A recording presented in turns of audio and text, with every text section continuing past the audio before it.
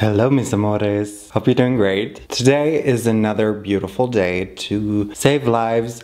I'll stop with that reference one day.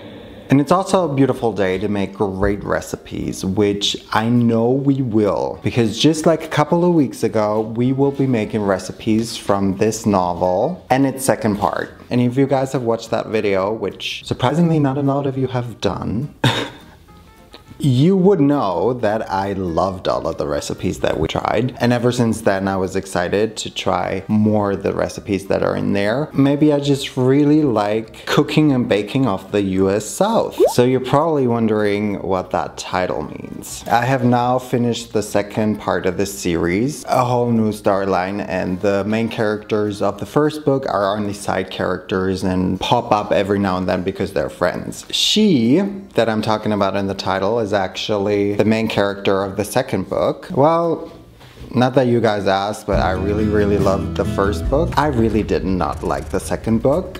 I thought it was very boring, did not care for the main character, really hated the storylines really, and the romance just came out of nowhere. They had no chemistry to me. I'm excited for the third book because there are 3 friends, and so the third book will be about the third friend, who I am a little bit more intrigued by anyway. And I'm still hoping that she will be queer. I really didn't like that book very much, but this main character became viral in that book for creating a recipe, which I am concerned about. That recipe was a vinaigrette. Honestly, looking at the ingredients of that essentially salad dressing, I'm just like, really? If only it was that easy to go viral. Like maybe if you mix like really crazy ingredients together, but you will see that these are not very super crazy. But before that, we're gonna try another one from the first book, which has nothing to do with the second character because it's one from my Aunt Evelyn, who I don't know if my Aunt Evelyn is the author's aunt, because if I recall correctly, there is no Aunt Evelyn in that book. We're gonna make my Aunt Evelyn's corn pudding. Not a thing here at all. I mean, I did do some research. I just couldn't come to a conclusion as to whether or not corn pudding is supposed to be sweet or savory. Corn in general is like kind of on the verge of being sweet, but usually, especially in Germany, I don't know about other countries, but we eat it in more of a savory way. But then there were different types of corn pudding recipes that I found online, and some relied heavily on added sugar and I think even cinnamon, vanilla and stuff, and then others were more savory. So I'm very confused. Been talking so much. You need cooking spray or grease or butter for the pan that you're gonna need. 3 eggs, 1 tablespoon of vanilla extract, 1/3 of a cup of milk, 1/4 stick of butter, 1/2 teaspoon of salt, 2 tablespoons of all-purpose flour, about 100 grams of sugar, 1 cup of whole corn, either frozen, canned, or fresh, and then you need 2 cans of cream-style corn. I had never heard of this. Not a thing here at all. Still, I'm pretty unsure what that even is. So I looked up recipes, and apparently you can make it yourself using 2 cans of corn, 1/2 cup of heavy whipping cream, tablespoon of flour, and butter. I don't really know how much. Didn't really say. I'm basing this off of TikTok, so. And then they added grated Parmesan in the end. Not all of the recipes added Parmesan at the end. Considering I'm still not sure whether or not my corn pudding is supposed to be sweet or savory, I feel like adding Parmesan would really push it into the savory direction, so I'm not gonna put it in there. And I'm also not sure if I'm gonna season it with like salt and pepper, but maybe a little. I really don't know. I don't understand this dish. Then again,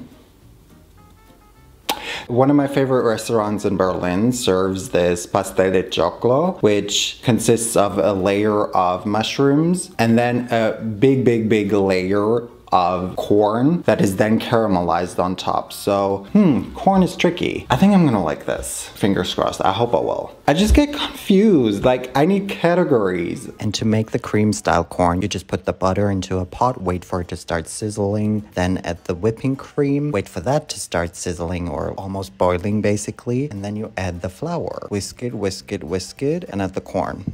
And that's about it. Okay, so it turns out the recipe that I was following actually didn't add Parmesan cheese, but again, that's why I was so confused. I just hope that my cream style corn is like close to something resembling that. A creamy corn.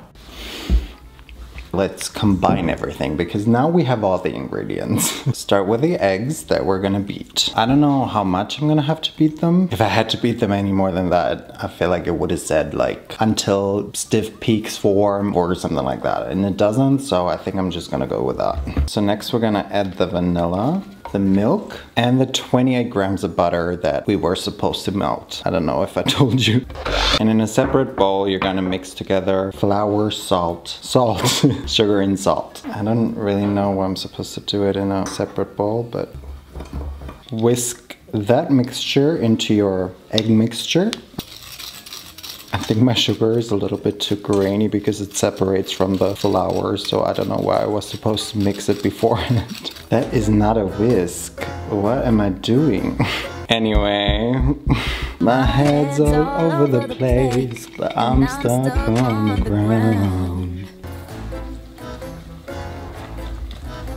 That's a very liquid mixture to which we're now gonna add all of the cream style corn. Oh, I mean, it says to fold in both cans of cream style corn, but like, what do you mean fold in when one of the two components is that liquid? It is mainly eggs, so I do still have faith in this. It then says, if using canned corn, drain half of the water from the can, leaving the other half to pour into this as well. This is a little too liquid for me, so I'm not gonna add any other water. We're just gonna add the corn. So I feel like there's not much of a difference between the cream style corn and my normal corn, but you guys should make corn pudding on a regular basis. Please don't come for me. I'm only following this recipe. Oh no, we forgot the most important ingredient. A heap of Southern hospitality. Yeah. Preheat the oven to 180 degrees, by the way. And then just pour it into your greased pan. I really hope that I'm gonna love it because I have a lot of this now. I wish there was a layer of mushroom underneath. We're gonna let it cook for 45 minutes in the oven. The eggs should be set and the top should be brown. Good night. Hello. It's been a little over 45 minutes. I wouldn't necessarily call my corn pudding brown on top, but it's also up to whoever's looking at it. So to some it might seem brown. To some it might seem black. No, I'm joking. It is not burned. I have now also let it sit for 15 minutes. That's what it said. Let it sit for 15 minutes and then serve. And I'm here to serve. Let's hope that I will also eat. So this is what it looks like when you get up and you're tired and you're still very soft. Also, what do you guys eat this with? Because I'm sure that this is not the main dish. Probably just something you have on the side. Is it just, again, for Thanksgiving and you have like turkey and mac and cheese and all sorts of stuff with it? Because what am I gonna have it with then? I don't know. What do you guys think of the texture? A little too soft, right? Well, as long as it tastes good, right? Cheers. My first ever corn pudding. Yum, but where's the seasoning? Obviously, we didn't put anything in there. Eggy, but not too eggy. Yeah, this is tasty. I would put a lot more seasoning on top because it just tastes sweet. It does taste similar to the pastel de choclo that I like to have. It's just lacking the mushrooms. I'm missing them. Actually, this will probably be really good with a third recipe that we're gonna try. Underwhelming, especially because it could so easily be improved with seasoning. Time for recipe number 2. Are you ready to potentially roast the shit out of this influencer? We're talking about Soledad. I've never even name dropped her. We're now gonna make Soledad's vinaigrette. This better be good, Soledad. And if not, all you'll ever know is loneliness. Wink, wink, if you know what I mean. Shout out to all my Spanish speaking people. Here's what you need. 3/4 of a cup of avocado or extra virgin olive oil, half a cup of sherry vinegar. I think this is the craziest thing about this because I have never used sherry vinegar, seen, heard, tasted. The juice from half a lemon or a whole one if you want more twang. You know me, I'm only gonna use half a lemon because I'm only gonna make half the recipe. Ah ha ha! This is 1 tablespoon of Dijon mustard. Maybe I should have looked up how to pronounce this. And 1 tablespoon of honey as well. Then you need, and I quote, a little bit of salt, half a teaspoon of pepper, and 1 hefty dollop of Bad and Bougie. Period. Dollop of fame in my top-notch brain. We're gonna whisk all of the ingredients together and pour it on top of our favorite salad. It's very easy, which is good for something to go viral, because that's gonna make a lot of people want to try it. So I'll give her that. Sherry vinegar. This is the viral Soledad vinaigrette. I think we can try it already without me having a salad, but I'm about to make me a salad, I guess. Or something resembling a salad. Cheers. That's very good. But I also don't see why it wouldn't. It's like a very basic salad. I've just got obviously lettuce, tomato, bell pepper, carrot, some avocado, and I still had some corn left. Now to make it not basic, right?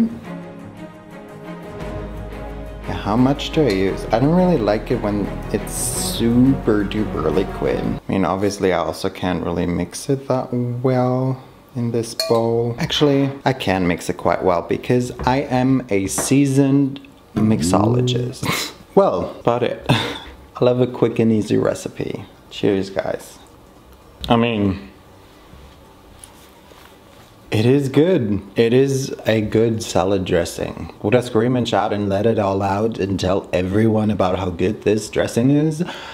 No, because I feel like every second person, at least here in Germany, does a similar dressing. Like, why did the author choose a vinaigrette? Like, literally, out of all of the things, all of the recipes she could have gone viral for, a vinaigrette is just like so basic that I just, why that? That's such a weird choice. It kind of matches the vibe of the book as well. I can understand why the author made that choice because it just fits the author. Their storytelling, I don't know. No shade, no tea, just truth. We might have to make the last recipe tomorrow. Just warning you if I wear something different. Hi, it's the next day. I'm currently crying, but you will find out soon why. What a cliffhanger. I just quickly wanted to add something that I did mention yesterday. I'm still not sure about the corn pudding, whether or not it's sweet or savory. I think you could definitely make it sweet, but I ate it in a savory way, and I think it's mostly eaten in a savory way, right? But I just wonder why the internet didn't tell me immediately, like when I looked it up. It did make me question how much corn you can consume until it gets dangerous. Good thing that today it is all about the bell pepper. In the second book, we have a recipe called picadillo. It is essentially a stew. Maybe it's a stew. What's a stew?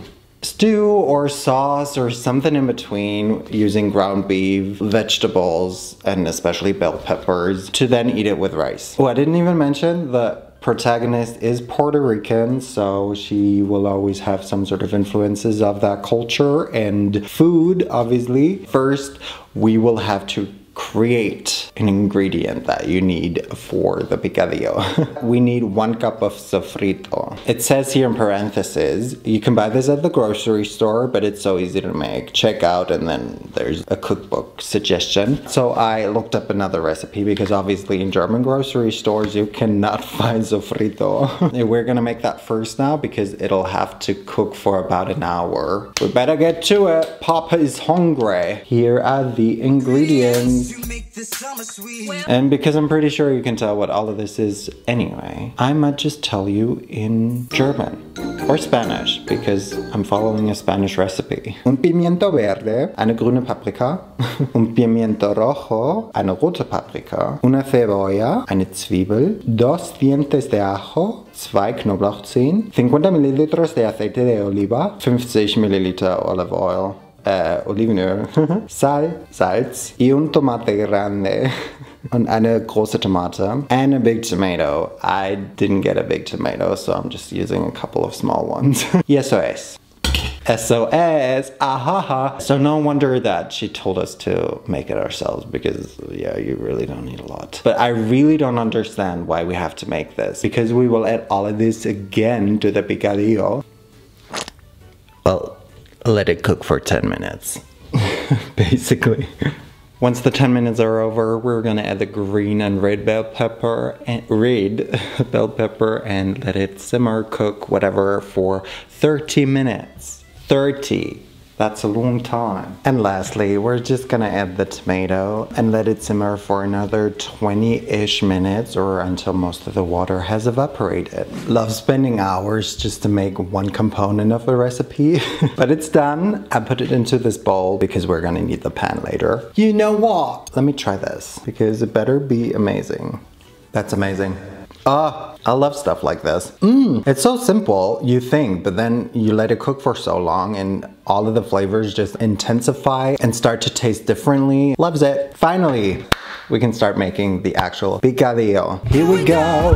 Whoa. That might be my favorite song of 2024, at least so far. Apparently, I've only listened to it 180 times, although it was released in May, so maybe it's right. Okay, here's what you need. Starting off strong with olive oil. Wow, colors. 1 diced potato, 1 diced yellow bell pepper, 1 diced red bell pepper, half an onion diced, and 3 minced cloves of garlic. These are 4.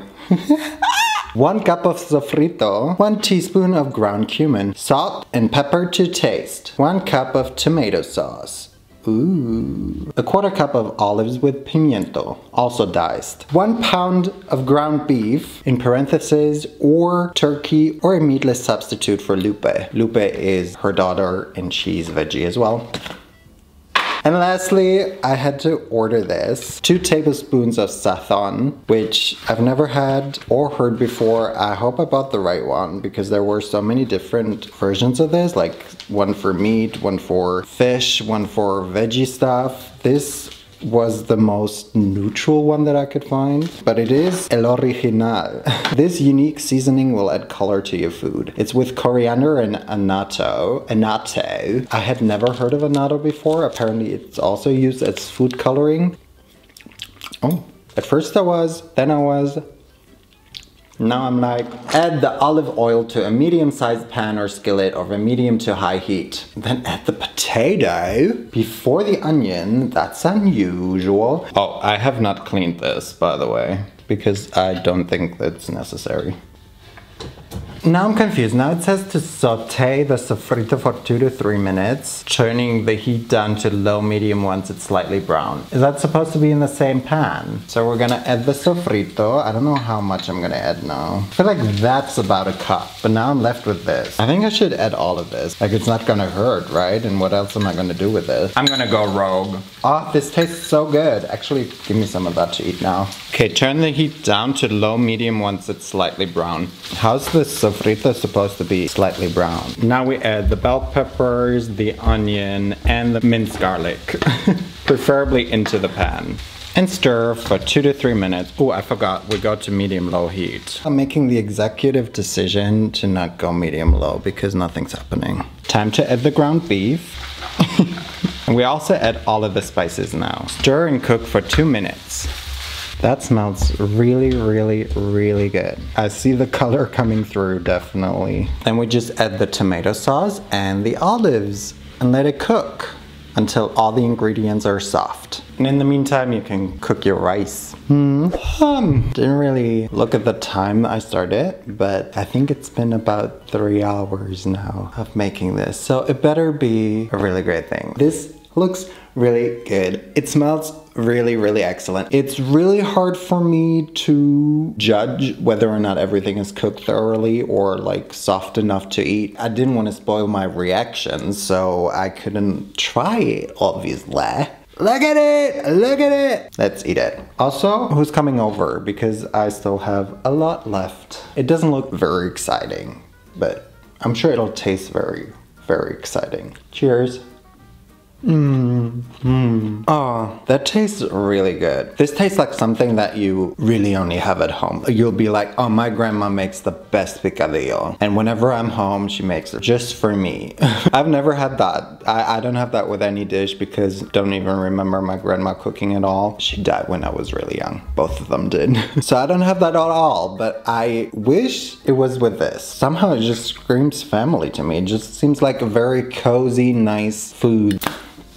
This makes me feel really, really nice and good. I really like this. I'm gonna make this for my children that I guess I'll be having, I just decided. Because I want them to say, my dad makes the best picadillo. And I always have it when I come home. Me already dreaming of my kids leaving the house and moving out. I can't stop. Don't stop too high. Came out like the daughter of Leah and Tupac. Got a bag from the label, I invested and I flipped that. This was a very successful video because I liked everything we've made. Yay, I love this. Also, I don't think I've ever made a series of recipes that were as great as the ones that I found in these books. So I don't know who thought of these, but this book might not have been great, but the recipes are. Actually, we've only tried one recipe out of this book, but still don't know how she went viral with that salad dressing, but well, it was nice. Hope you enjoyed this video. Thank you guys so much for watching this video. Entonces, nos vemos la próxima vez y bye.